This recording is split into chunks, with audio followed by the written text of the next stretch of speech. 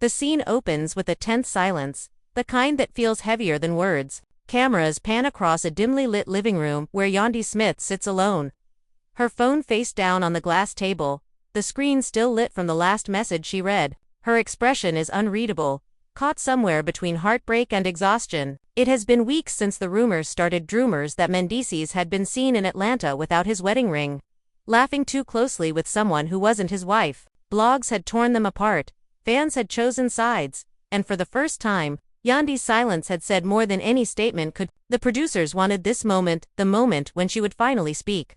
When love and loyalty would clash in front of millions. They didn't know what to expect, and neither did she. When Mendices walked in, the entire set seemed to freeze. He wasn't dressed for television. No designer jacket, no change, just a plain black hoodie, eyes tired but steady. He sat across from her, the air between them thick with history. "You ready to talk?" he asked softly. She didn't answer. The camera zoomed in on her hands, trembling slightly as she reached for the tissue beside her. Off-screen, someone whispered, "This is it." Fans watching the preview clip online couldn't believe it. One comment read, "If Yandy forgives him after all this, she's built different." Another said, "This is real love, not TV love." But others weren't so kind. "She deserves better." One fan posted, "He's been playing her for years." The internet was divided before the full episode even aired. Yandy finally spoke, her voice low but sharp. "You embarrassed me," she said. "You made me look like a fool when I stood by you through everything.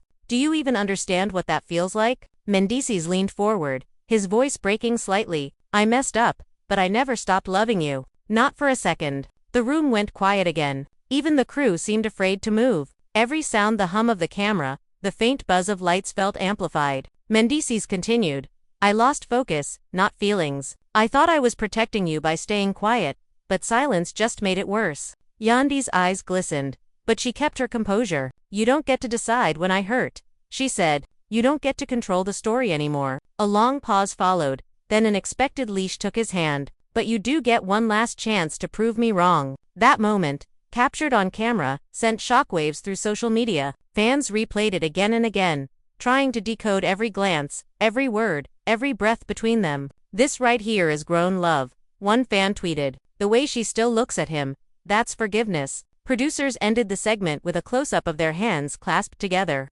framed by a single tear rolling down Yandy's cheek. The screen faded to black, and the preview tagline appeared, "Forgiveness changes everything." Within hours, the internet exploded. #RealLoveStillists trended across platforms. People debated whether Yandy's decision was strength or weakness. But one thing was certain, this wasn't just another love and hip-hop storyline. It was a moment that felt painfully human, a rare glimpse of vulnerability in a world built on confessionals and cameras. And as the lights dimmed on set, even the crew knew they had captured something that would echo far beyond reality TV.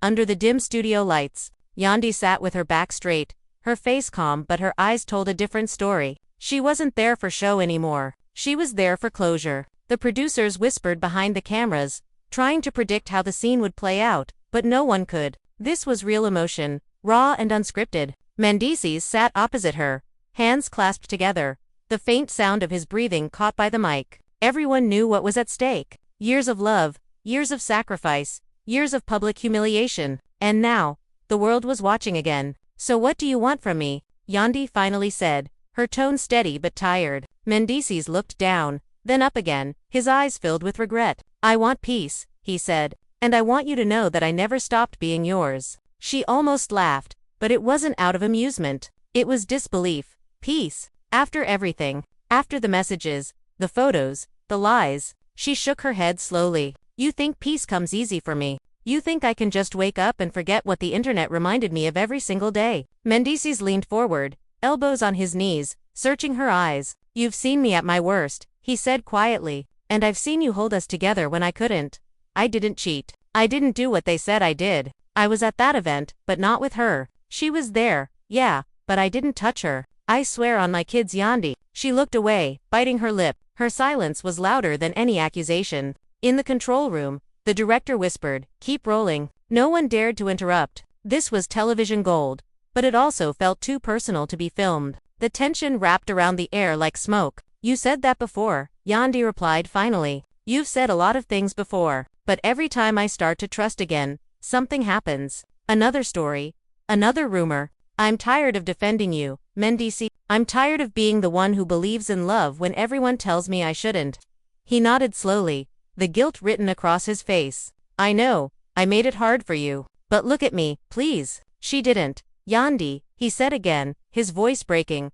I can't fix the past, but I can start showing up now. For real this time. I've been a fool, but I can't lose you over noise. You know me better than anyone. Her eyes finally met his. Then why does it feel like I don't? She asked softly. The moment hung there painful, beautiful, unresolved. The cameras caught every flicker of emotion. A tear slid down her cheek, and Mendices reached for her hand instinctively, but she pulled back. Don't, she whispered. Not yet. Outside the set, fans were already reacting online. The network had released a 10-second teaser showing Yandy's tear in Mendices' trembling voice. Twitter erupted. They're still soulmates. One post read, "This is what forgiveness looks like." Another replied, "It's manipulation, not love. Wake up, Yandy." The comments were endless.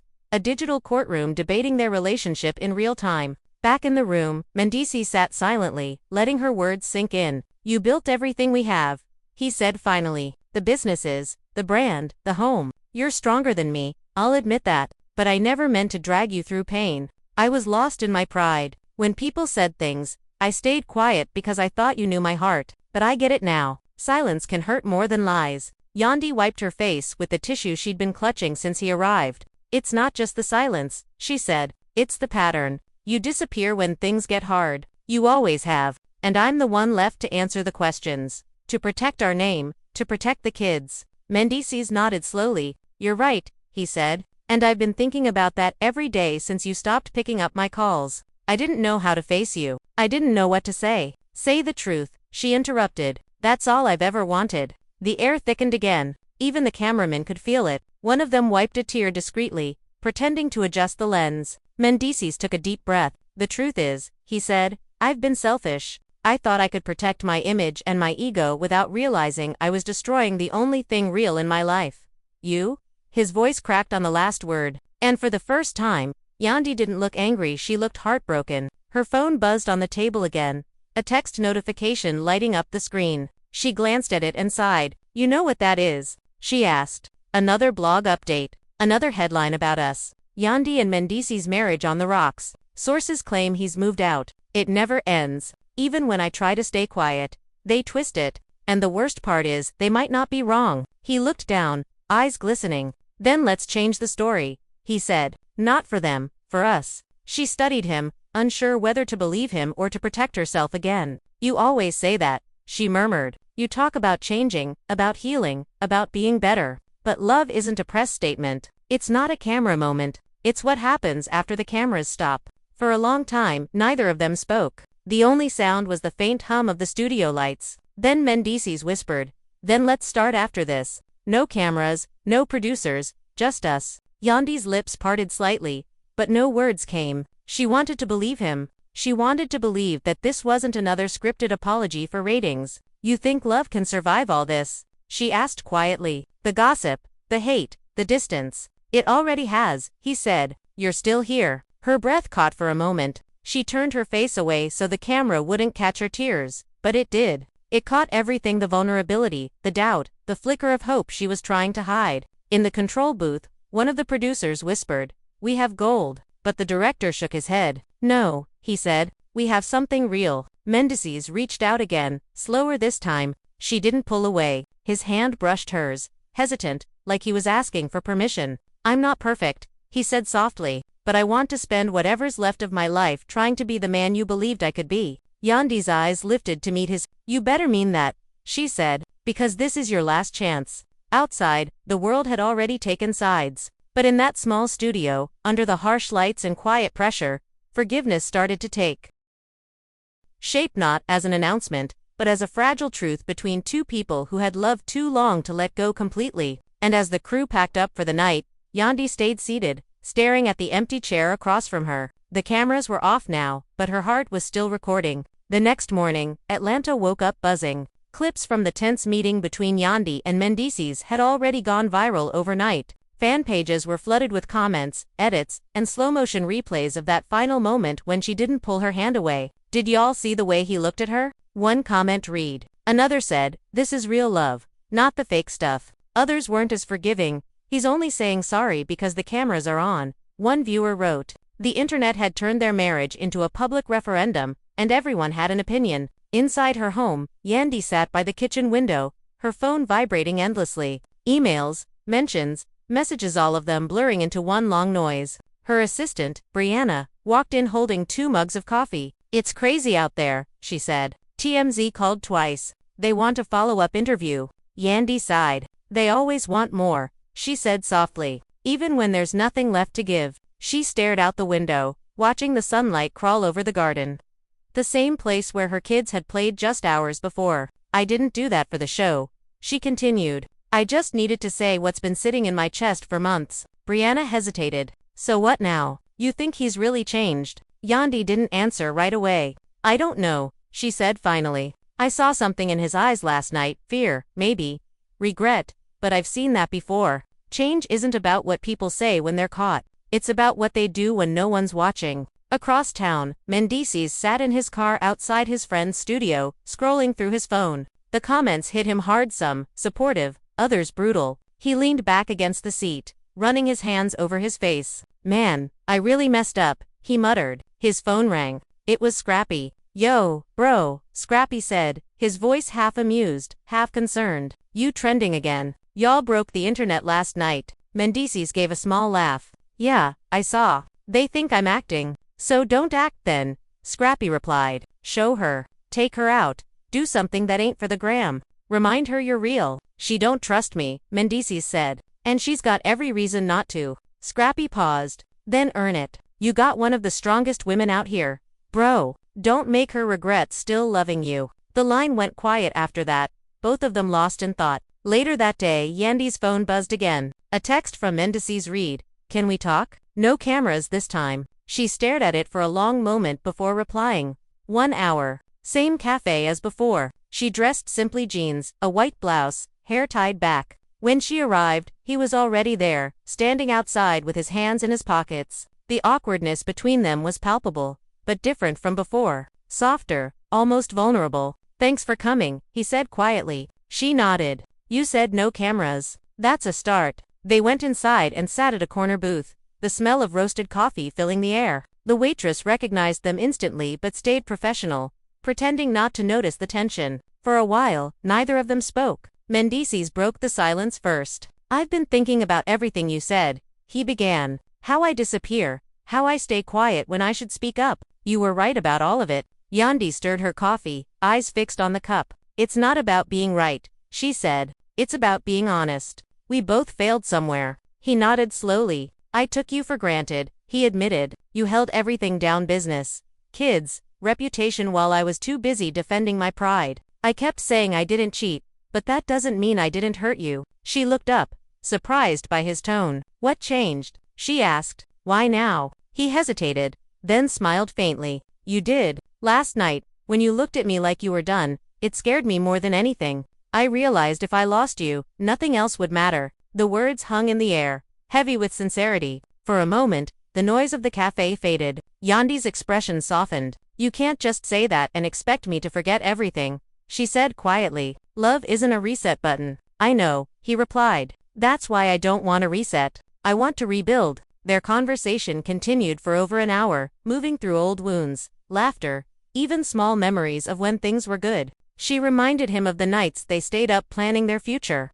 And he reminded her of the times she believed in him when no one else did. The more they talked, the more the distance between them began to shrink, not erased, but understood. As they walked out of the cafe, a few fans approached them for photos. One young woman said, You two are the reason I still believe in love. Yandy smiled politely but didn't answer. Later, as they walked to the parking lot, she turned to Mendices. See, people see us and think it's perfect. They don't know the work it takes to keep something alive. He nodded. Then let's give them the real version this time. No filters, no pretending. That night, back at home, Yandy sat on her bed, scrolling through her phone again. Mendices had posted a single photo, a black and white shot of their hands from the interview.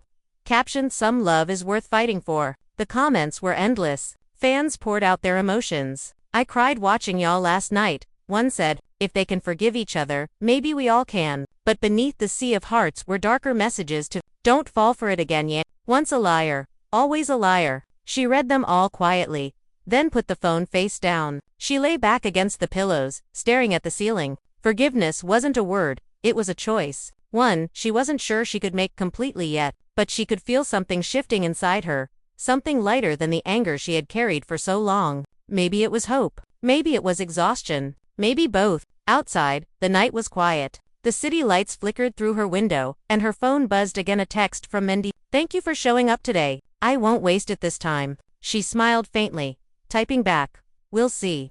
As she set the phone aside, the cameras may have stopped, but the real story was still unfolding away from the lights, away from the noise. Just two people trying to rebuild something they once thought was unbreakable. 2 days later, the world was still talking about them. The episode replayed across timelines, reaction videos flooded YouTube, and every entertainment blog dissected their body language like it was a political debate. Even people who didn't usually watch the show suddenly had opinions about Yandy's decision to meet Mendices off-camera. But while the internet speculated, the couple was silent. There were no posts, no appearances, no statements. For once, they were just living, quietly, away from the lens that had followed them for nearly a decade. Yandy spent most of her time at the office, focusing on her nonprofit projects and ignoring the calls from producers who wanted a sequel to the emotional episode. She told them she needed space, and for once, they agreed. At the same time, Mendices was making small changes in his own way, turning down club bookings,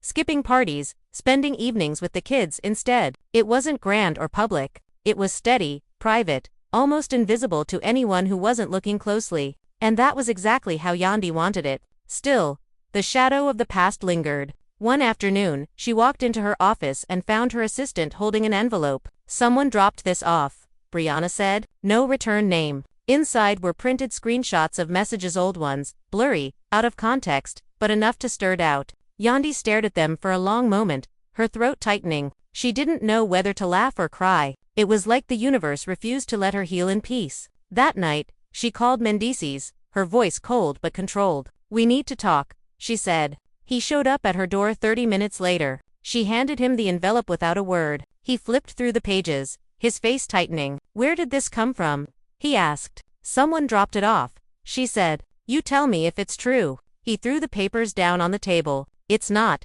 he said firmly. That's years old, Yandy. I already told you about this. They just want to start something again. She crossed her arms. Then why does it still hurt like it just happened? The air between them thickened again, the same way it had during the filming. But this time, there were no cameras, no crew, just people trying to rebuild something fragile. Because you never really healed, he said quietly. And I can't blame you for that. I gave people reasons to doubt me, but I'm not that man anymore. He walked closer, lowering his voice. If you need proof, look around. I'm here. Not out there, not online, here. Yandy turned away, her arms dropping to her sides. You don't get credit for showing up, she said. That's the bare minimum. He nodded, taking the blow without defense. I know, he said, but I'm willing to earn the rest. She looked at him then, studying his face for any trace of performance. For once, she saw none. The next day, a blog published the story of the mysterious envelope, complete with grainy photos of her walking into her office.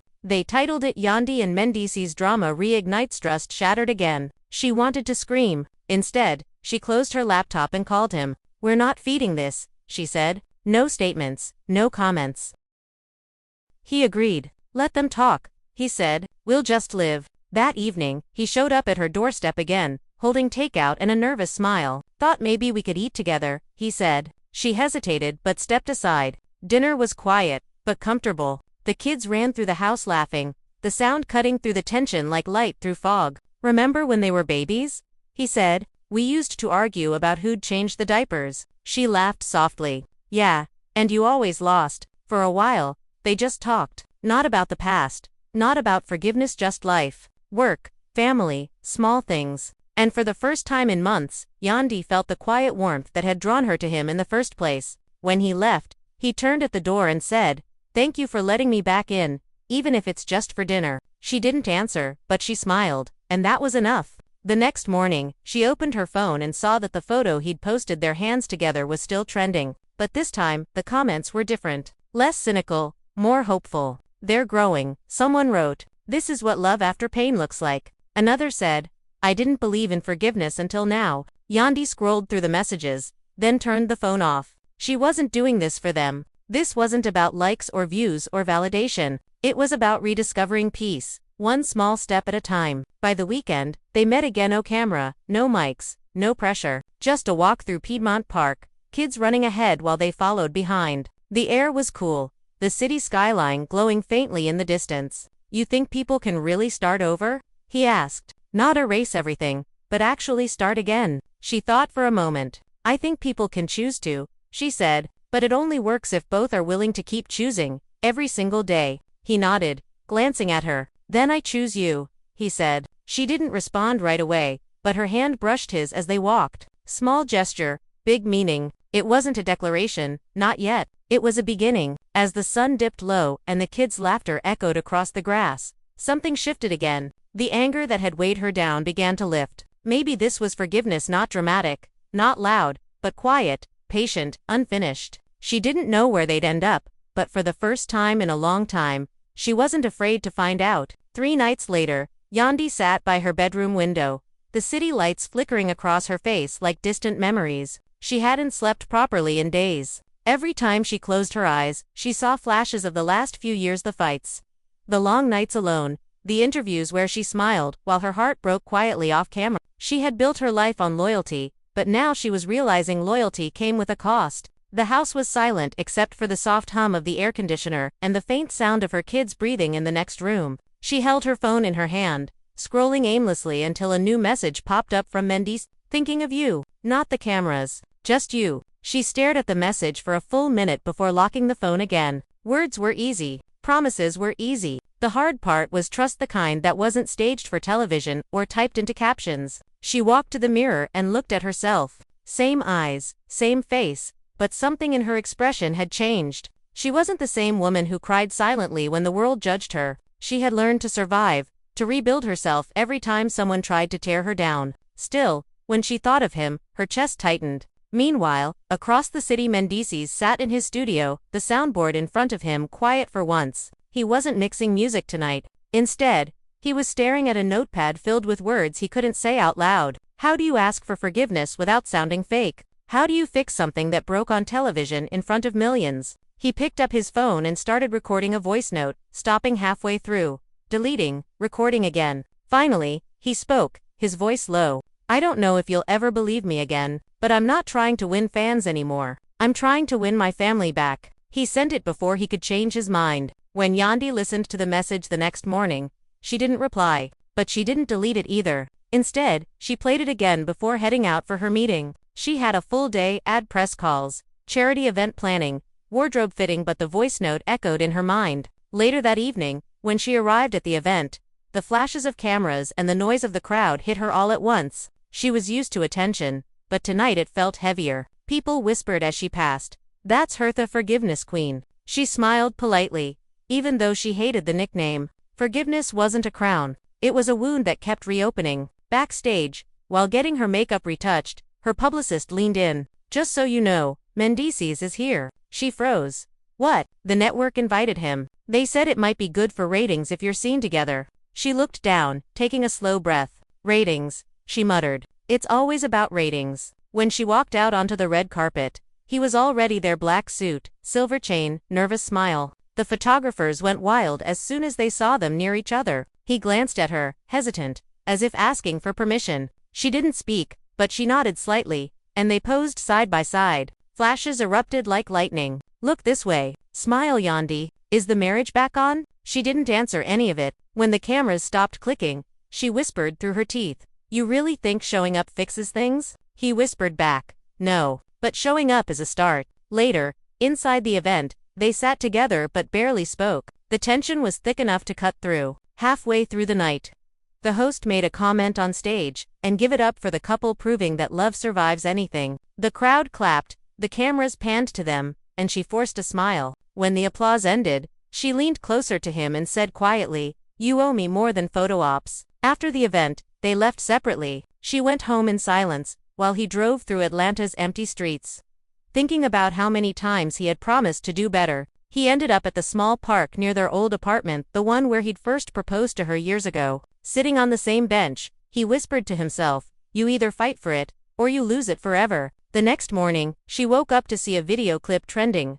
Someone had recorded him sitting at that park, looking broken, talking to himself. Fans were in tears. "This is the first time I believe he's sorry," one wrote. "He really loves her," another said. Others accused him of playing the sympathy card. Yandy read through the comments and shut the app. She didn't want pity, and she didn't want validation. She wanted peace. 2 days later, he showed up at her door again. No cameras, no producers, just him holding an old photo album. "What's that?" she asked warily. "Memories," he said. "The good ones." He walked inside quietly, setting the album on the table. The first photo was of them at their son's 3rd birthday. She laughed softly. "You really kept all these?" "Every one," he said. "Because those were the days we were us before fame, before the noise." They sat together flipping through the pages. There were pictures of family trips, random selfies, late-night dinners, all moments that felt like another lifetime. At one point, she stopped on a photo of them in Jamaica, both smiling under a waterfall. "We were happy," she said quietly. "Yeah,"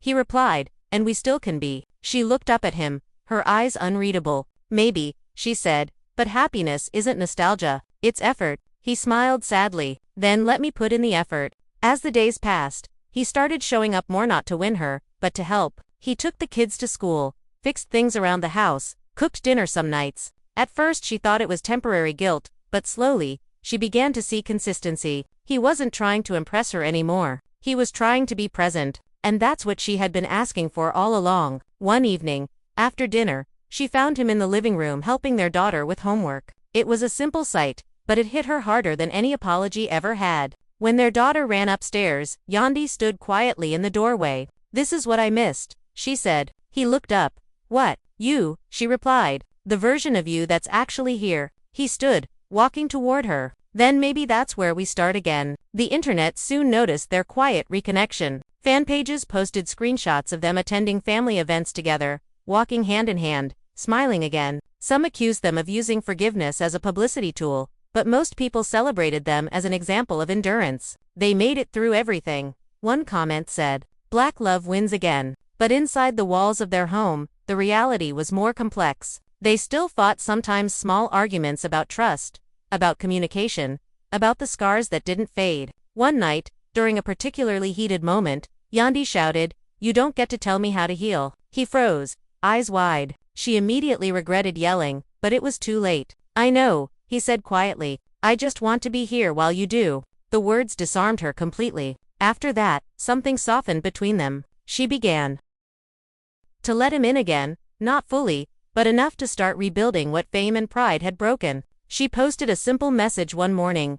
"Forgiveness isn't forgetting, it's choosing peace over pain." It went viral within hours. Everyone had something to say, but she didn't care. She hadn't posted it for them. 1 week later, they returned to filming for a reunion episode. The producers wanted a dramatic ending, a reconciliation moment. They set up the lighting, the music, the cues, but what they got was far more real than they expected. When asked if she forgave him, she didn't give a rehearsed speech. She looked at Mendices, smiled faintly, and said, "I'm learning too." The audience went silent, and even the host didn't know what to say. After the taping, they walked off stage hand in hand. Outside, it was raining lightly, and for the first time in years, they didn't care about the cameras following them. He opened the car door for her. She smiled, and they drove off quietly, the city lights reflecting off the wet pavement. At home that night, while their kids slept, they sat on the couch in silence. "We really made it through the storm," he said softly. "Not yet," she replied, "but we're finally facing it together." And for once, there were no cameras, no scripts, no hashtags, just two souls who had been broken, rebuilt, and were still learning what it meant to love each other after everything. The next morning began quietly, with sunlight slipping through the curtains and the faint sound of their youngest child laughing downstairs. Yandy woke up before everyone else, staring at the ceiling for a long time. It was strange, she thought, how peace could feel so heavy after chaos. She walked into the kitchen barefoot, where Mendices was already making breakfast. He turned around, spatula in hand, and smiled. "Good morning," he said softly, like he wasn't sure if he was allowed to say it. She nodded, rubbing her eyes. "You're up early." He shrugged, trying to do things right for once. They ate together in comfortable silence while the kids ran around the table, spilling juice and arguing over cereal. For a few minutes it felt normal, no headlines, no drama, just family. But normal wasn't something she trusted easily anymore. She watched him as he helped their son tie his shoes, his face patient, calm. He looked like the man she fell in love with, the man who used to dream about building something that lasted. Maybe he still could be. Later that day, she went to a meeting at her boutique. Her employees whispered quietly when she walked in. Everyone had seen the latest viral clip of her reunion statement. "I'm learning to forgive." It had been shared everywhere, even on talk shows. Some praised her strength, others called her naive. She ignored all of it, choosing to focus on the numbers in front of her: sales, partnerships, new product lines. But her mind kept wandering. Forgiveness wasn't a single moment. It was a process. And sometimes, it hurt more than anger ever did. Back home, Mendices was scrolling through comments on his latest post, a short video of him at the park with their kids. Most were supportive, but a few cut deep. "We'll see how long this lasts," one said. "Men like him don't change." He put the phone down, staring at the wall. He knew people didn't believe in him. Maybe they were right to doubt. But for the first time in his life,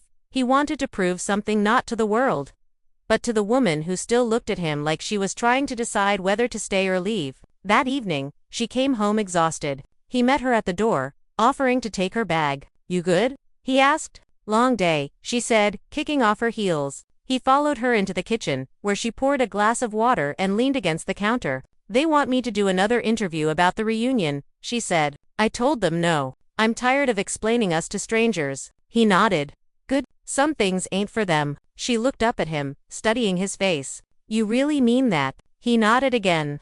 "Yeah, I used to care too much about how people saw me. Now I just care about how you see me." She smiled faintly, shaking her head. "You talk like a man who's been reading self-help books." He laughed. "Nah, just a man who finally started listening." They spent the rest of the night in the living room, watching a movie with the kids. Somewhere between the laughter and the popcorn, she caught herself leaning against his shoulder without realizing it. He didn't move, just wrapped his arm around her gently. And in that small, quiet moment, forgiveness felt less like a battle and more like breathing. A week later, the producers reached out again, offering them a joint appearance on a national talk show. "It'll be good exposure," her manager said over the phone. "People love redemption stories." Yandy hesitated. She had promised herself she wouldn't turn her personal healing into entertainment again. But then she thought about it differently. What if, telling their story on her own terms, helped someone else who was struggling privately? After a long pause, she said, "Okay, but no scripts,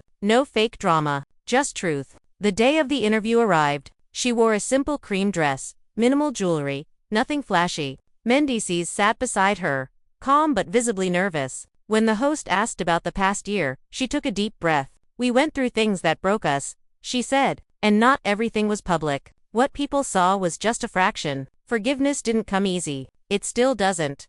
But I realized you can't heal while holding on to anger." The audience listened in silence. He added softly, "I learned that being a man isn't about being right, it's about taking responsibility, and I didn't do that for a long time." After the show aired, social media exploded again, but this time the tone was different. People weren't mocking them, they were inspired. Clips of their interviews spread with captions like "Black love isn't perfect, but it's powerful and they made it through the storm." Brands reached out with collaboration offers, podcasts requested appearances, and magazines wanted features. But Yandy refused most of it. "This isn't a trend," she told her assistant. "This is our life." As weeks passed, things began to settle. The cameras faded, the gossip quieted, and real life returned. They went on small family trips, cooked dinner together, even argued about normal things again. It wasn't fairy tale peace, but it was real. One evening, they sat outside on the porch, watching the kids chase fireflies. The summer air was thick and warm. "You ever think about what people would say if we never made it back?"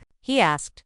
She smiled softly. "They would have said we failed. But maybe it wouldn't have been failure, just a lesson." He nodded, then reached for her hand. "And what do you call this?" he asked. She looked out at their children playing. "This," she said. "This is grace." Time moved forward, quietly and steadily. She went back to managing her business and community work, while he started mentoring young men, teaching them how to avoid the mistakes he once made. "You can't lead if you haven't fallen," he told them. His story became one of accountability, not excuses. She was proud, even if she didn't always say it. One night, While scrolling through old photos again, she found a picture from years ago, one of the first they took together. They were young, broke, laughing at nothing. She stared at it for a long time before sending it to him with the message, "We've come a long way." He replied almost instantly, "And we're still going." She smiled, set the phone down, and leaned back. For the first time in a long while, her heart was quiet. Not because everything was perfect, but because she'd made peace with imperfection.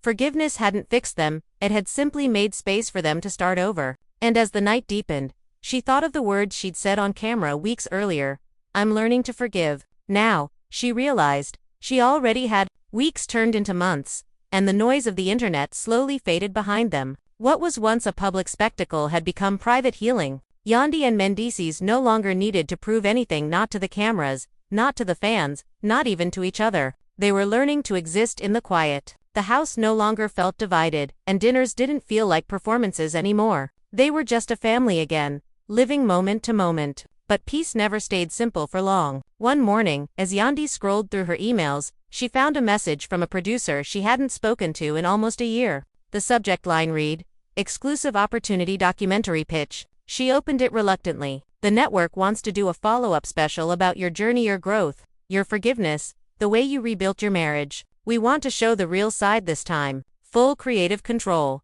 Your terms." She stared at the screen, conflicted. Part of her was tempted. If she could tell the story in her own way, maybe it could help other women. But another part of her feared reopening old wounds. When she mentioned it to Mendices that evening, he listened quietly, then said, "Do you really want to go back there?" She hesitated. "I don't know. Maybe it's not about us anymore. Maybe it's about showing people that healing doesn't look perfect." He rubbed his chin, thinking, as long as it's honest, no edits, no fake tears. They agreed to meet with the producers that weekend. The meeting took place in a small office downtown, away from the usual chaos of TV studios. The producer, an older woman named Teresa, spoke with a calm sincerity that disarmed them both. "We don't want drama," she said. "We want reality. The kind that makes people feel something." Yandy nodded. "As long as it's real, I'm open." A month later, filming began.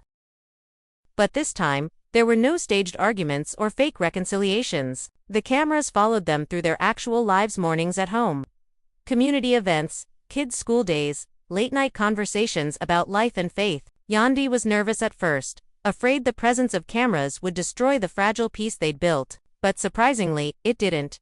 Instead, it captured the small things that truly mattered, the laughter, the patience, the effort. In one scene, filmed late at night, she sat in her living room while Mendices played with their son in the background. The interviewer asked softly, "When did you know you'd forgiven him?" She paused, looking down at her hands. "There wasn't one moment," she said. "Forgiveness isn't like flipping a switch. It's waking up one day and realizing the anger doesn't control you anymore. It's realizing you can look at the person who hurt you and not want them to disappear." The clip went viral before the documentary even aired. Fans flooded her social media with messages. "I cried watching this. You're stronger than you think. This gave me hope." She read every single one, humbled and overwhelmed. The documentary premiered a few weeks later and became one of the most watched specials in the network's history. It wasn't sensational, it was raw, human, honest. People saw her not as a character, but as a woman who had chosen growth over bitterness. After the premiere, she received an invitation to speak at a women's empowerment conference. She hesitated. Again, she had never seen herself as a motivational figure. But Mendices encouraged her. "You got something to say," he told her, "and people need to hear it." So she went. On stage, under the bright lights, she spoke to a packed audience about love, mistakes, and starting over. "People think forgiveness is weakness," she said, "but it takes more strength to rebuild than it does to walk away." The crowd erupted in applause. When she returned home that night, she found Mendices waiting up for her. "How was it?" he asked. "Beautiful," she said, smiling. "Scary, but beautiful." He grinned. "See, told you." She laughed softly. "You're enjoying this supportive husband era, huh?" "I'm just making up for lost time," he said, pulling her close. Their relationship wasn't perfect. It still had cracks, scars that might never fully fade. But there was something sacred in the imperfection. They had survived what most couples couldn't, and now, their love wasn't about proving anything. It was about choosing each other again and again, quietly, without announcement. Months later, one evening after dinner, Yandy sat outside on the back porch, watching the sunset. Her kids were inside, their laughter spilling out through the windows. Mendices joined her, handing her a cup of tea. "Remember when we used to dream about this?" he said. "Just peace and family." She nodded. "Yeah, we wanted everything money could buy, and now all we want is quiet." He looked at her for a long moment, then said, "You know, I still think about the day you almost left. I deserved it, but I thank God you didn't."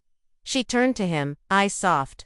"I almost did," she said honestly, "but something told me to wait. I didn't know if it was love or hope or habit, but I waited." He took her hand. "Whatever it was, it saved me." The wind rustled through the trees as the sky turned shades of orange and purple. She leaned her head on his shoulder. "You ever think we'll stop being a headline?" she asked. He chuckled. "Not. They'll talk no matter what, but it doesn't matter anymore." She smiled. "Yeah, I guess it doesn't."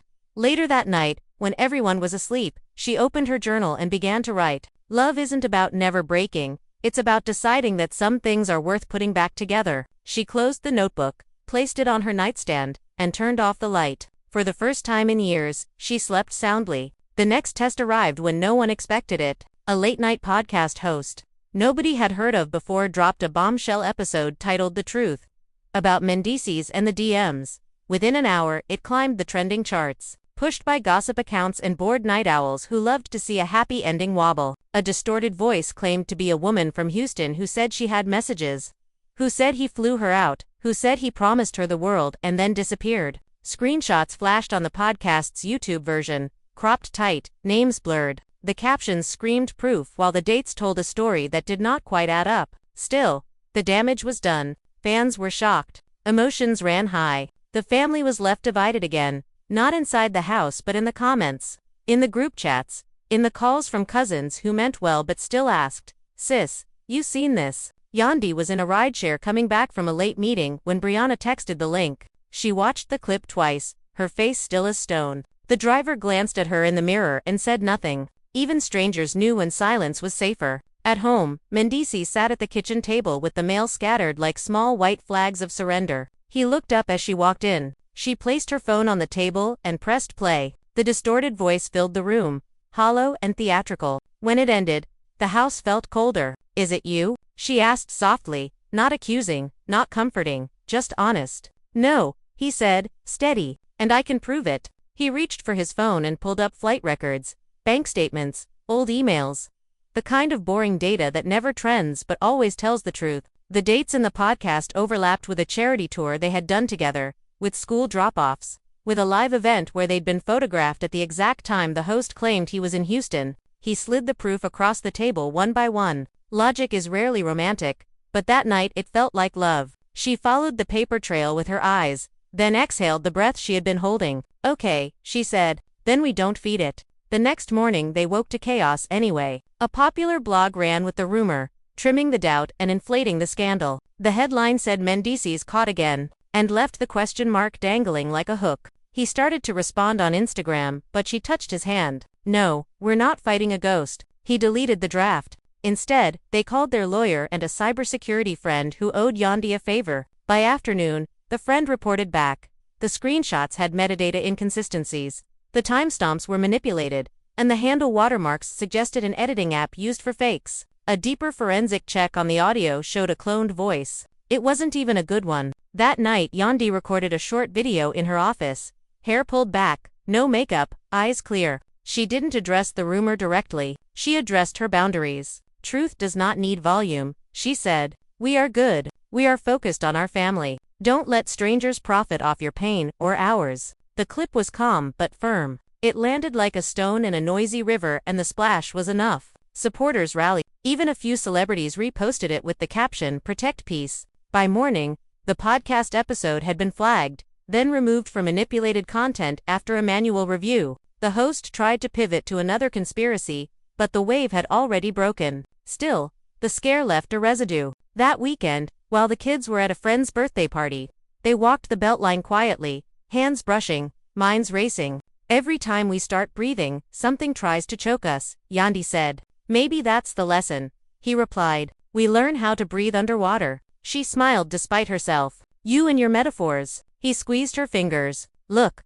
I can't stop people from lying, but I can keep telling you the truth, even when it's boring." "Boring truth," she said, tasting the phrase. I like that more than romantic speeches. Good, he answered, letting the words sit between them like a vow. The documentary crew asked if they could include a segment about the deep. She declined at first, then reconsidered. One scene, she told Teresa, but no dramatics. Show the forensics, show the facts, and show why women are exhausted from having to defend stability like it's a crime. Teresa agreed. The edit was clean, respectful, almost clinical. When that episode aired, the audience learned more about digital manipulation than they had in a year of scrolling. In the comments, a new chorus emerged. We're sorry for believing everything. A rare apology from the internet. Days marched on. School calendars, grocery runs, scheduling battles, small joys. Mendices kept mentoring on Tuesdays and Thursdays, and sometimes he brought his mentees over for dinner. They were quiet boys with heavy pasts and empty calendars, and Yandy made sure the table was full. One evening, after a session on accountability, one of the boys lingered in the doorway. Miss Yandy, he said, voice low, do people ever forgive for real? She thought for a moment. Forgiveness isn't a door that swings once, she said. It's a hinge you oil. He nodded like he understood more than his age should allow. Then came a family ripple from the other side. An aunt called Yandy and said the elders wanted to talk, not about the rumor, not about the show, but about vows. About the idea of a reset that meant something spiritual, not televised. The family prays for y'all, the aunt said, but sometimes prayer needs a ritual. Yandy listened carefully. She had grown up around women who turned pain into prayer, and then into work. She could feel the wisdom in it. That night, she told Mendices what the aunt suggested, a small ceremony, not a vow renewal exactly, more like a blessing. No white dress, no confetti, she said.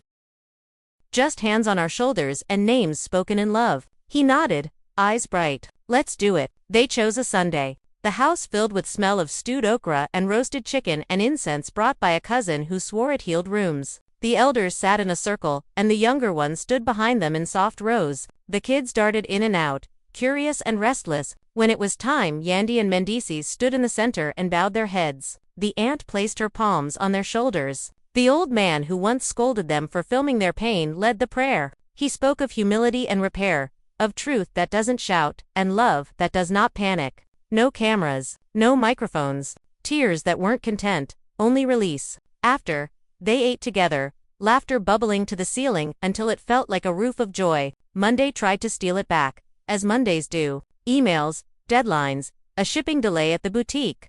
A mentee who didn't show up, a minor meltdown over a lost science project. Ordinary chaos. But the house carried a new echo. The blessing lived in the corners like scent. Even arguments sounded softer, as if the walls had learned to listen. The network wanted another special. This time Yandy said no. We already told enough, she said. The rest belongs to us. Teresa understood. Maybe because she had watched them draw the line and stay behind it with dignity. Instead of a special, the network sent a handwritten thank you and a donation to Yandy's nonprofit. She pinned the note inside a folder marked boundaries. A different opportunity arrived from a quiet corner. A university invited them to co-teach a short course called Narrative, Privacy, and Public Love. It sounded absurd at first, but the syllabus they proposed was beautiful. Week 1 covered media literacy. Week 2 explored conflict repair. Week 3 centered family ethics and community accountability. Week 4 asked the question the mentee had asked at the doorway: do people forgive for real? In class, students debated passionately without cruelty, a miracle in itself. A girl in the back row confessed that watching Yandy choose peace made her reach out to her mother after a year of silence. A boy said he never believed men could change until he watched Mendices show up ordinary for months in a row. Tears were quiet. Learning was loud. With the new routine came a new test. Subtler than a podcast and more dangerous than a headline. The invitation to get comfortable. Comfort can rot the edges of effort. One Saturday morning, Mendices skipped his mentoring session for the first time since he started. Old friends were in town. A game went late. A night stretched longer than it should. He texted, "I'll make it up next week," and he did. But a small stone dropped into the river of consistency and made ripples Yandy noticed. She did not yell. She did not post. She set a mug down on the table that evening and said, "This is where it begins for a lot of men after the apology, after the documentary, after the prayer. A small drift. I need you to anchor." He listened, head bowed, pride unclenched. "You right," he said. No drift. The next Saturday he arrived early, with extra sandwiches and a lesson plan about boredom and discipline. The boys laughed at the title. Then they listened. Fall rolled in. The kids wore new jackets and brought home art projects shaped like leaves. An email pinged from an old brand offering a campaign that wanted to leverage the forgiveness storyline. Yandy declined with a single sentence. "We don't sell healing." Instead, she partnered with a small local shelter that needed winter supplies. Cameras didn't follow. They didn't need to. One night, with rain washing the city windows and the kind of quiet that wraps a house like a blanket, Yandy and Mendices sat at the dining table with a deck of cards between them. No TV, no phones, just the soft shuffle and the tiny gasp when she pulled a lucky draw. He asked, "Do you ever regret staying?" She answered without drama, "I regret the years I stayed in denial. I don't regret staying for the work." He nodded and let that answer live where it landed. A few hands later, she said, "Do you ever regret growing?" He smiled. "Every day it's hard. Never once it's done." They took a weekend trip with no itinerary, just a tank of gas and a playlist from their early years. In a roadside diner, an elderly waitress looked at them like she knew something private. "Y'all look like y'all chose each other after, not before," she said, sliding plates across the counter. Yandy laughed. "Is it that obvious?" The waitress winked. "Only to people who have done it." By winter, the internet had moved on to other stories. As it should, the absence of scrutiny felt like air you didn't realize you were missing until you breathe it. They threw a small holiday party where everyone had to bring one truth and one joy. Truths were tender. Joys were loud. Someone spilled juice and no one cared. Later, when the house was quiet again, they stood in the doorway surveying the mess with the lazy satisfaction of people who had earned the right to a normal cleanup. "We're okay," he said. "We're more than okay," she answered. "We're ordinary." They both laughed like that was the highest compliment. In January, a letter arrived from the podcast host's former editor. It was an apology and a confession. The story had been stitched from rumors and incentives.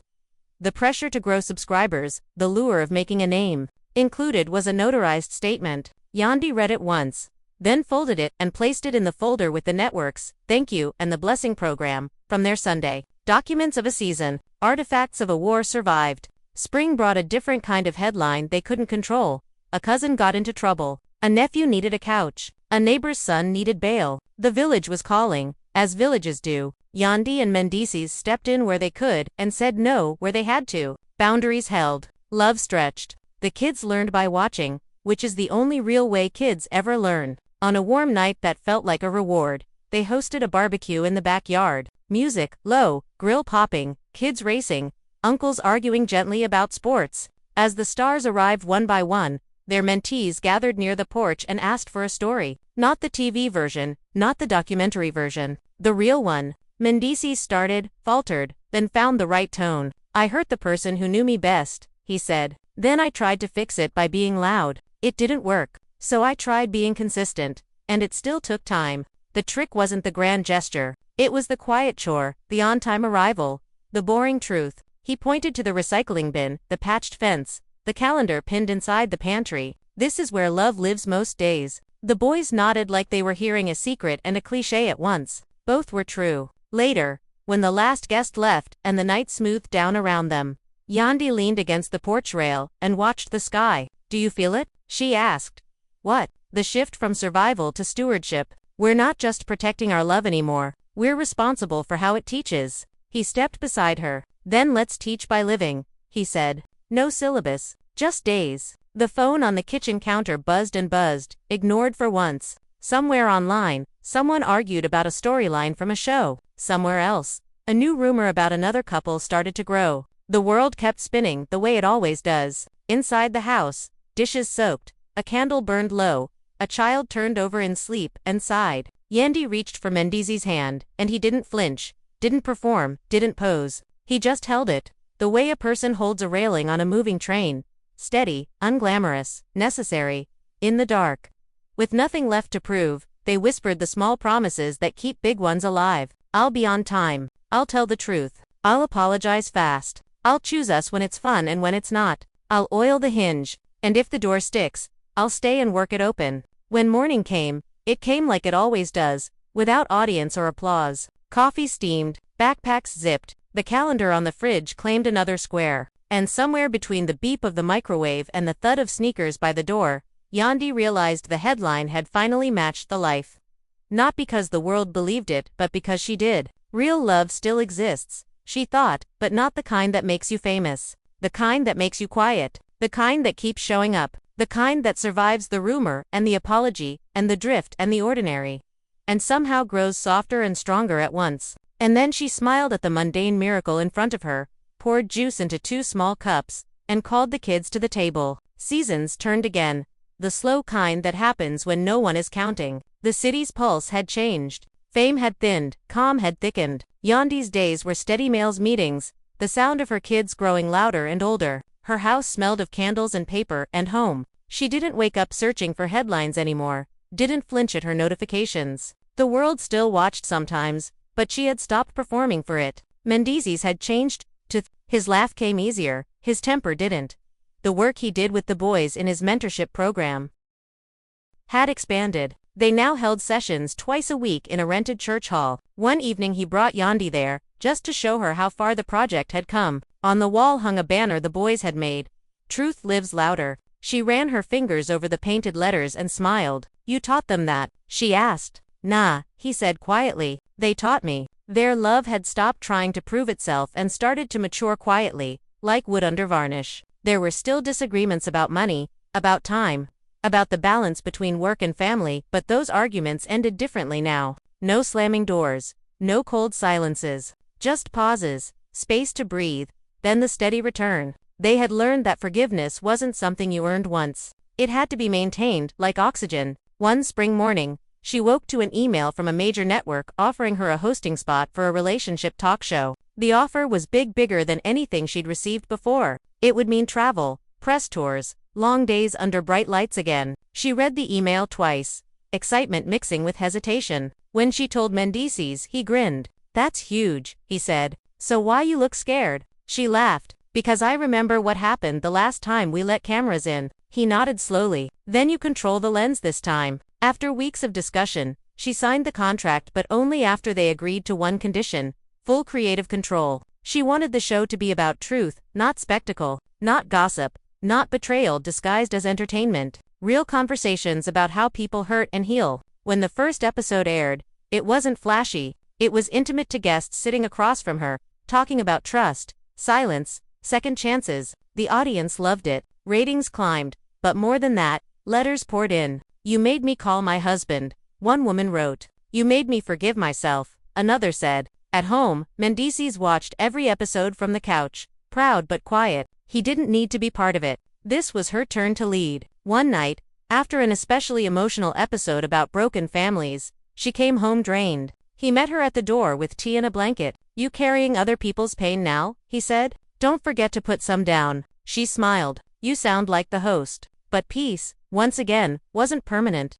Halfway through the season, tabloids began twisting her show's message, pairing it with old photos, inventing tension where none existed. One article even claimed she and Mendices were quietly separating to boost publicity. She read it on her phone while waiting in line at a grocery store. An old woman behind her recognized her face from the show and whispered, "Don't let them steal your joy." Yandy smiled faintly. They can't if I don't hand it over. At home, she tossed the phone aside. You saw the article? He asked. I saw it, she said. It's noise. He nodded. Then we stay quiet. And they did. The silence starved the rumor until it died. Summer came. Their youngest graduated elementary school. Their eldest made honor roll. Family photos filled the walls. The kids sometimes joked about their parents being famous for arguing and forgiving, and both laughed. One evening, after the ceremony, Yandy stood outside watching the kids play tag. Mendices came up behind her, slipping an arm around her waist. Remember when we thought being on TV was success? He said.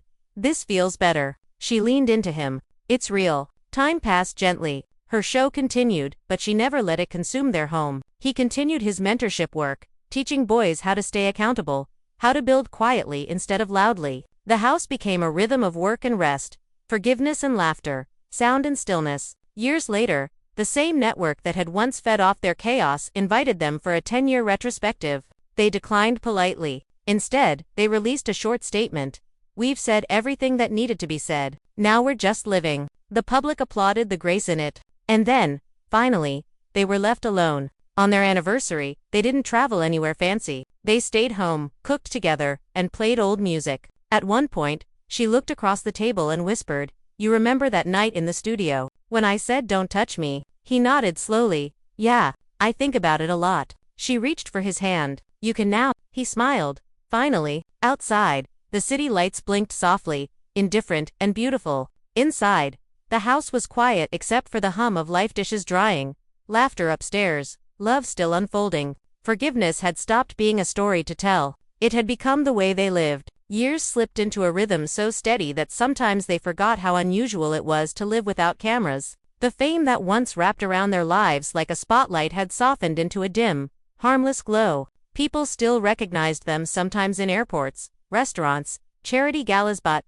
the questions were kinder now. "Are y'all still together?" Fans would ask with smiles instead of suspicion. "We still here," Yandy would answer, laughing. And Mendices always followed with, "Stronger than before." It wasn't for the cameras anymore. It was the truth. Their kids grew, not into mini celebrities but into people who valued quiet. Their son wanted to study film, not for fame, but to learn how stories shaped the world. Their daughter started a small jewelry business online, using part of her profits to fund school drives. When people asked who inspired her, she said simply, "My mom forgave my dad and still believed in him. That's love and work." Yandy cried when she first heard that, not from sadness, but from recognition her children had seen everything and still believed in softness. One Sunday afternoon, they sat in the backyard surrounded by the familiar mess of family life, kids' shoes on the grass, half-drunk lemonade glasses, music playing low from a speaker. Mendices grilled while Yandy prepared salad, humming to herself. It was an ordinary day, the kind they used to dream about when life was chaos. She looked over and saw him watching her. "What?" she asked, smiling. "Nothing," he said. "Just remembering when we couldn't even stand in the same room without arguing." "And now," she said, raising an eyebrow. "Now I'm scared to blink, in case peace disappears." She shook her head, laughing softly. "It won't. We earned this." Later that night, after the house quieted, she went into her office to write. She had started a habit of journaling against small reflections, not for publication, not for any audience. She wrote about the years that tested them, the nights she thought about walking away, the mornings that reminded her to stay. She wrote about forgiveness as a practice, not a one-time act. "Healing is not a finale," she wrote, "it's maintenance." The words comforted her. Mendices sometimes read her journals with her permission. One night, after reading that line, he said, "You ever realize we became what we needed back then?" She looked at him, puzzled. "What do you mean?" "We needed consistency. We needed peace. Now we are that for each other. For the kids. For the people watching even when we don't know they're watching." She smiled softly. "Yeah." "We turned pain into pattern." Their 10th anniversary came quietly, with no grand parties or photo spreads. Instead, they invited close friends and family for dinner. No cameras, no producers, just laughter and old music. Halfway through the evening, their eldest stood to make a toast. "To my parents," he said, "who showed me that love isn't about perfection, it's about staying." The room clapped, and Yandy felt tears spilled before she could stop them. She turned to Mendices and whispered, "We really made it." He squeezed her hand. "No, we're making it." Every day, months later, a small magazine wrote a feature about love that lasts. They didn't pose for photos, but they agreed to a short interview. The writer, young and eager, asked them, "What does real love mean now?" Yandy thought for a moment, then answered, "Real love is boring sometimes. It's not fireworks every day. It's coffee. It's checking in. It's small apologies that keep you from needing big ones." Mendices nodded. "It's the way she still waits up when I'm late, even though she pretends she's mad." They both laughed, and the writer smiled like she had witnessed something rare. When the article came out, it wasn't sensational, it was tender. Readers responded with letters that filled their mailbox for weeks, handwritten, personal, emotional. One came from a woman who wrote, "I watched you both fall apart years ago. Seeing you whole again helped me believe I could be too." Yandy kept that letter pinned to her office board, not because she needed validation, but because it reminded her that her story mattered. Not as fame, but as evidence of endurance. As years passed, their children grew older, and their careers expanded in quiet ways. Yandy turned her talk show into a production company focused on women's stories, no gossip, just truth. Mendices built community centers, one in Atlanta, another in Newark, creating spaces where young people could learn without fear. Every opening ceremony began the same way. A short speech, then a line from him, "Consistency is louder than apology." When their youngest left for college, the house felt too big. They didn't talk about it much, but both felt the emptiness. One night, while watching old videos on the couch, Yandy said, "It's strange, isn't it? We spent years trying to fix ourselves for them, and now they're gone." "That's the point," he said softly. "We fixed ourselves so they could leave safe." She rested her head on his shoulder. "I miss the noise." He smiled. "Then let's make new noise." They began traveling, nothing fancy, just road trips, small towns, local food. Everywhere they went, people recognized them less. It was a relief. They walked through markets, held hands, argued about directions, laughed over cheap meals. They weren't Yandy and Mendices from TV anymore. They were just two people who had fought hard to stay ordinary. One night, on a quiet beach in North Carolina, they sat watching the waves. The air smelled of salt and rain. She looked at him and said, "Remember when forgiveness was our hardest word? Now it's our favorite," he said. "We overused it so much, it became muscle memory." She smiled. "That's how survival works." He looked out at the water, deep in thought. "You ever think we got lucky?" "No," she said. "Luck fades. This was work." He nodded slowly. "Yeah, the kind that never stops." As the tide rolled in, she reached for his hand. Their fingers intertwined easily, without hesitation. Like the years between fights and forgiveness had taught their hands how to rest. They didn't need grand endings anymore. Peace wasn't a headline. It was this, sitting side by side, listening to the ocean, knowing the world would forget their story but they would never forget each other's effort. And when the first light of morning broke across the water, Yandy whispered the words that had carried them through everything. "Real love still exists." He smiled, eyes on the horizon. "And it still looks like us." Years later, their house stood quiet on a tree-lined street where the noise of the city softened into something almost tender. The porch creaked the same way it had when the kids were small. The family photos that once crowded the hallway had faded slightly at the edges. The laughter frozen inside them hadn't aged a day. On Sunday mornings, Yandy brewed coffee while Mendices read the paper out loud, pausing to comment on small things: local politics, basketball scores, the neighbor's new dog. It was the kind of domestic calm they used to think belonged to other people. Sometimes, letters still arrived from strangers. Not emails, but envelopes written in pen. One woman wrote from Detroit, another from South Africa. They told her how watching her forgive had changed their homes, how her talk show helped them talk to their children differently. Yandy kept the letters in a wooden box under her desk, never quite ready to throw them away. When she opened it, she could see the line between entertainment and purpose blur into grace. Mendices still ran his youth programs. The same boys who once sat in his church hall now came back as men to volunteer. They brought their girlfriends, their babies, their gratitude. He never made speeches. He just nodded, the quiet pride of a man who had learned that redemption doesn't need applause. He would come home smelling faintly of gym dust and fried food from the vending machine, tired but content. Yandy would tease him, "You feed them fries," and call it mentorship. And he'd laugh.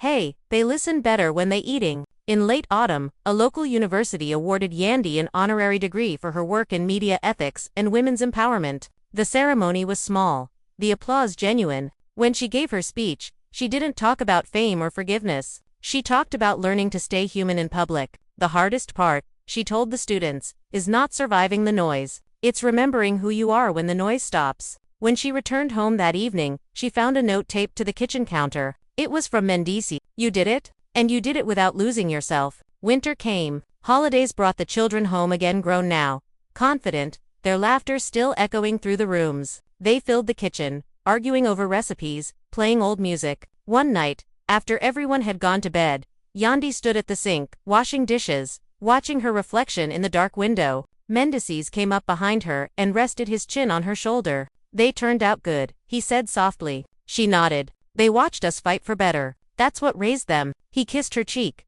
the kind of kiss that didn't ask for anything in return. Sometime in the new year, the network reached out again, not for a series, but for an archive project. They wanted permission to remaster old episodes, to add commentary from the people who had once lived under those lights. Yandy and Mendices sat together on the couch, watching the samples the network sent. The footage looked so different now. The younger versions of themselves seemed raw, desperate, still learning. She watched her own face in one scene, caught mid-argument, and whispered, "We didn't know what love really meant back then." He nodded. "We thought it was a camera angle." She turned off the screen. "Let's not relive it," she said gently. "Let's let it rest." They decided instead to record a small private message for the archive, a simple video they made in their living room. No makeup, no script. Mendices spoke first. "We used to think forgiveness was a moment," he said, "but it's a lifetime. It's every day you wake up and decide not to run." Yandy added, "We're proof that you can build something new out of what broke you. Not because it's easy, but because it's possible." They sent the clip and never looked back. As the years went on, their story became part of quiet conversations instead of headlines. Younger couples asked for advice. Journalists wrote retrospectives about the couple who outlasted the franchise. But Yandy never liked that phrasing. She always said, "We didn't outlast it, we outgrew it." On their 20th anniversary, the kids surprised them with a dinner at the same cafe where they'd once met years ago to talk off camera. The place had changed, new paint, new tables, but the corner booth was the same. When they sat down, Yandy laughed softly. "Full circle," she said. "Yeah," Mendices replied. And still spinning, their daughter raised a toast. "To Mom and Dad for teaching us that love isn't magic, it's maintenance." Everyone clapped, glasses clinking under the warm light. Later, when the night ended and the cafe lights dimmed, Yandy and Mendices lingered outside on the sidewalk. The city hummed around them, familiar and forgiving. 20 years, she said.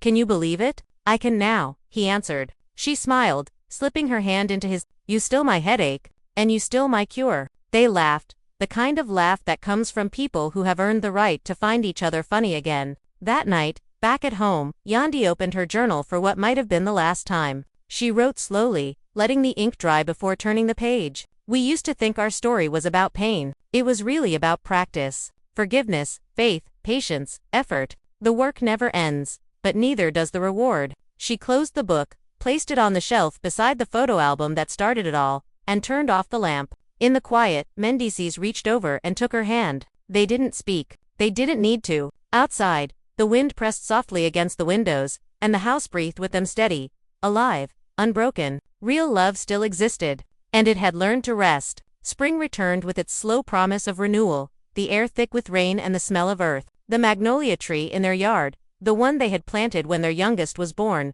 had grown tall now, its branches wide enough to cast shade over half the lawn. Yandy stood on the porch one morning, coffee in hand, watching petals drift onto the grass like quiet confetti. She felt time differently these days, not as something rushing past, but as something she was gently walking through. Every small sound, the hum of the street, the whistle of the kettle inside, felt earned. Mendices came outside, tying the strings of his hoodie. "You up early again?" he asked, rubbing sleep from his eyes. "Couldn't sleep," she said. "Been thinking about the kids, about how grown they are." He smiled, leaning against the railing. "That's what's supposed to happen. We raise them to go." She nodded. "I know, but it's strange. For years everything felt like survival. Now it's just living." "You saying peace is boring," he teased. She laughed softly. "No, I'm saying it's beautiful." They spent that afternoon sorting through boxes in the attic. The kind filled with papers and photos too old to organize but too precious to throw away. Inside one box they found old letters from when he was in prison, creases worn, ink faded but legible. Yandy read one quietly. "I'll be better when I get out," he had written. "I'll show you I can be the man you prayed for." She looked at him over the paper. "You did," she said. "It took years, but you did." He smiled faintly. "Took both of us." They sat on the floor going through more memories, event invitations, newspaper clippings, the old chain he used to wear everywhere. "Remember when this was your personality?" she said, holding it up. He laughed. "Yeah, I thought jewelry meant confidence. Now it's groceries and rent," she said. "The real flex." They laughed until the attic felt lighter. By evening, the boxes were half empty, and the floor was covered in little piles of their past. He picked up an old photo, one from before fame, before the cameras. They were young, holding hands on a cracked sidewalk in Harlem. "We didn't even know what we were walking toward," he said. "We just kept going." She looked at the picture. "And somehow, we made it here." That night, they sat outside again under the magnolia tree. The stars were faint, the kind of night where silence wasn't empty but full. "You ever think about how different life could have been if we hadn't stayed together?" he asked. She thought for a moment. "Sometimes, but then I realize I'd have still had to forgive someone, even if it wasn't you. Life doesn't spare us from heartbreak. It just gives us different versions of it." He nodded slowly. "Then I'm glad you picked this one." A breeze moved through the yard, shaking loose a few petals. She watched them fall, soft and slow, You know, she said, I used to think love was about proving people wrong. Now I think it's about proving ourselves right. How you mean? He asked. We stayed because something in us believed it could be good again. And it was. We proved that part of us right. In the months that followed, they began hosting small dinners for young couples' friends, neighbors, sometimes even fans who reached out through her nonprofit. It wasn't therapy or advice. It was just food, conversation, a table big enough for people to be honest. Mendices called it the long talk. He told everyone who came the same thing. You can't rebuild a house if you keep opening the windows to every rumor. Yandy would add, and don't confuse forgiveness with forgetting. It's not weakness, it's clarity. Words spread. Before long, the dinners became monthly gatherings. Some couples returned. Others moved on. One night after everyone left, Yandy looked at the empty table and said, It's strange, isn't it? We used to sit here arguing about us, and now people come here to find themselves. Yeah, he said, stacking plates. I guess the table forgave us too. One summer evening, their son called from Los Angeles, his voice bright and hurried. Mom, Dad, the short film got accepted into a festival, he said. They want to screen it next month. It's about you too. About us? Yandy asked. Yeah, about what forgiveness looks like when nobody's clapping. She went quiet for a moment, heart full. We'll be there, she said. The festival was small, independent, full of artists and stories that felt too human for television. When the film played, the audience sat in still silence. On screen, actors reenacted moments from their past arguments, quiet reconciliations, the small gestures that had saved them. It wasn't dramatic, it was honest. When the credits rolled, people stood to applaud. Yandy looked at Mendices, tears shining in her eyes. We lived through all that, she whispered, and it became art. You always were the story, he said. Afterward, a young couple approached them. The woman was crying. Your story saved ours, she said. We were done. Then we watched your documentary, and now, we're trying again. Yandy hugged her. Trying is everything, she said. As they flew home the next morning, Yandy looked out the airplane window at the clouds. Do you think this was our purpose? She asked quietly. To teach forgiveness. Mendices smiled. No, he said. To learn it loud enough that someone else could hear. Years kept passing. They aged gracefully, lines deeper, hair grayer, but their laughter the same. When their grandchild was born, they cried harder than they ever had before. The hospital room was warm, and the nurse placed the baby in Yandy's arms. She looked at the tiny face and whispered, Welcome to a world we fought to make softer. When the baby grew older, she would sit on their laps and listen to stories. Tell me how you met, she'd say. And Yandy would smile. We met before we were ready to meet. We hurt before we knew what healing was. But we stayed long enough to learn both. On their 25th anniversary, their children and grandchildren surprised them with a small ceremony under the magnolia tree. Family, friends, neighbors all gathered in the yard. There were candles, food, and a quiet peace that wrapped around everyone like a hymn. When Yandy and Mendices renewed their vows, it wasn't with big speeches. She simply said, Thank you for never giving up when it would have been easier. He replied, Thank you for showing me how to come home. As the night ended and guests drifted away, they stayed outside under the branches, heavy with flowers. Remember what we said the first time? She asked. I said I wanted peace, he replied. And you said you wanted truth. We got both, she said. Finally, he took her hand, and they sat in silence for a while. Fireflies blinked in the grass, and somewhere in the distance, a train horn echoed like a memory. She closed her eyes, leaning into his shoulder. We made it, didn't we? Yeah, he whispered. And this time, the cameras didn't need to see it. The wind picked up, carrying the scent of magnolia through the air. Somewhere inside the house, their children's laughter spilled down the hall like a song. And for the first time in a long time, everything was exactly as it should. No noise, no doubt, no pretending. Just love that had been tested, forgiven, and finally at peace. Real love still existed. And it had roots, now. And as the lights fade on this story, you have to ask yourself, what does forgiveness really mean? Is it about saying the words, or showing them every day? Yandy and Mendices proved something most people forget. Real love isn't built in moments of calm. It's built in storms, in the silence after arguments, in the choice to stay when leaving would be easier. Their journey wasn't perfect, it was human. It was raw. And maybe that's why it matters. Because in a world full of fast relationships and louder breakups, they found a way to be quiet together and rebuild what fame tried to break. This story reminds us that love isn't a fairy tale. It's a decision you make over and over, even when the world tells you not to. Forgiveness doesn't erase the past, It transforms it.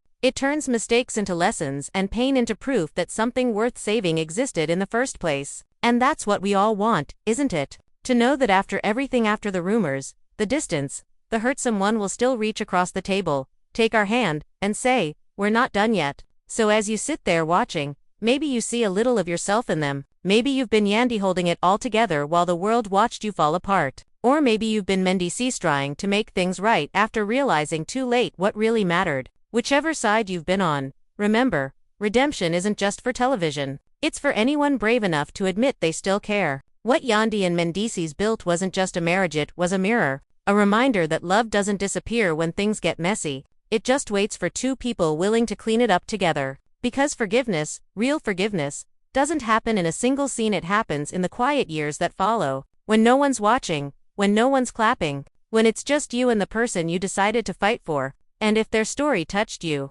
if it made you believe even for a second that peace can come after pain, then share that feeling. Leave a comment. Tell your story. Tell someone you still believe in second chances. Because love isn't a performance, it's a practice. And every time we choose to understand instead of accuse, to rebuild instead of replace, we keep that practice alive. So go ahead, hit that like button if you believe real love still exists. Subscribe if you want more stories that show the truth behind the headlines. And in the comments, tell us what forgiveness means to you. Maybe you're healing, maybe you're hoping, or maybe you've already found your way back to someone who never stopped being home. Whatever your story is, let it remind you that love can survive anything, as long as both hearts are still willing to show up. Because if Yandy and Mendy's taught us anything, it's this: love doesn't end when the cameras stop. That's where it really begins.